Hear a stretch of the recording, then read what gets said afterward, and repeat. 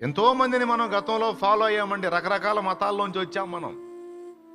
వాళ్ళందరి జీవితాలు కాస్తో కూస్తో మనకు తెలుసు, మీకు తెలుసు, నాకు తెలుసు. వాళ్ళందరి జీవితాలను పెట్టుకొని మళ్ళా మనకు పరిచయమైన యేసయ్య లైఫ్ను పెట్టుకొని ఈ రెండు జీవితాల్లోని వ్యవహారాలు, ప్రవర్తన, నీతి నియమావళి, పరిశుద్ధత, ప్రేమ, త్యాగం, కనికరం, న్యాయ ప్రవర్తన అన్నిటినీ బేరీజ్ వేసుకుంటే మనం గతంలో ఫాలో అయినవన్నీ కూడా యేసయ్య దెబ్బకు తక్కెట్లో తేలిపోయినాయి.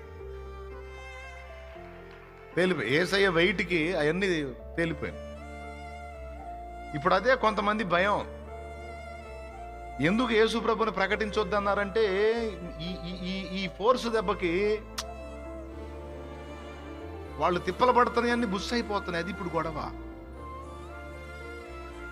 అందుకే మీరు ప్రచారం చేయొద్దు, ప్రకటించొద్దు అని ఒక పాపం వాళ్ళు కొత్త ప్రచారం తీసుకున్నారు. బైబిల్ని తిట్టడం, యేసయ్యని తిట్టడం, క్రైస్తవుల్ని తిట్టడం, సేవకుల్ని తిట్టడం, సేవకుల భార్యల్ని తిట్టడం, అట్లా అదొక స్టెప్ తీసుకున్నారు వాళ్ళు. పాపం అదొక అన్యాయం, అందులో న్యాయం లేదు.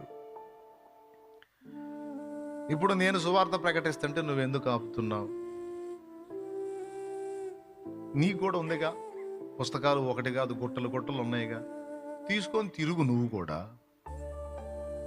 తిరగవయా, తిరుగు, తిప్పలు పడు, బజార్లో మిడి తిరుగు, నువ్వు కూడా ప్రకటించు. నేను ఎవరు వద్దన్నారు? కానీ నువ్వు ఆ ప్రకటన మానుకొని మేం ప్రకటించుకునేదాన్ని నువ్వు ఎందుకు అడ్డు తగులుతున్నావు? నాకు తెలిసి ఎందుకు తగులుతున్నావు. ఎందుకు తగులుతున్నావు అంటే ఈ వెయిట్ దెబ్బకి ఆగావు.